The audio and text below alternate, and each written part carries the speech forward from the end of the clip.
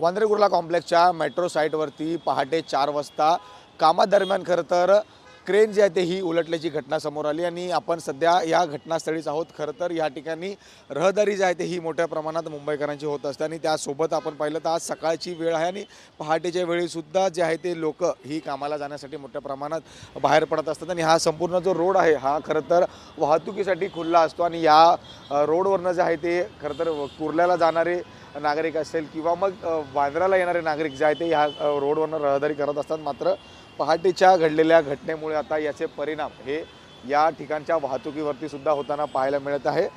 वाहतूक पोलिसांच्या माध्यमातून या संपूर्ण परिसरातील वाहतूक जी आहे ती आता फिरवण्यात आलेली आहे। मार्ग जो आहे तो या ठिकाणचा बदलण्यात आलेला आहे आणि याचं काम जे आहे ते आता युद्ध पातळीवरती सुरू असल्याचं पाहायला मिळतं। ही संपूर्ण क्रेन जी आहे ते उचलून ठीक करण्यासाठी जे आहे ते कमीत कमी 5 ते 6 तास लागणार असल्याची माहिती इकडच्या अधिकाऱ्यांकडून देण्यात येते आणि त्यामुळे एकूणच या संपूर्ण घटनेमुळे जे आहे ते आता इकडच्या वाहतुकीवरती सुद्धा परिणाम होताना पाहायला मिळते। या ठिकाणची जी वाहतूक आहे ही पूर्णपणे जे आहे ते फिरवण्यात आलेली आहे आणि या ठिकाणचे जे गर्डर आहे याच्यावरती अटकलेली क्रेन याला जे आहे ते आता नीट करण्याचं कामसुद्धा त्या ठिकाणी युद्ध पातळीवरती सुरू असल्याचं आपल्याला पाहायला मिळतं आहे। व्हिडिओ जर्नलिस्ट सिद्धार्थ उमाले, मी जय पवार, जय महाराष्ट्र न्यूज, मुंबई।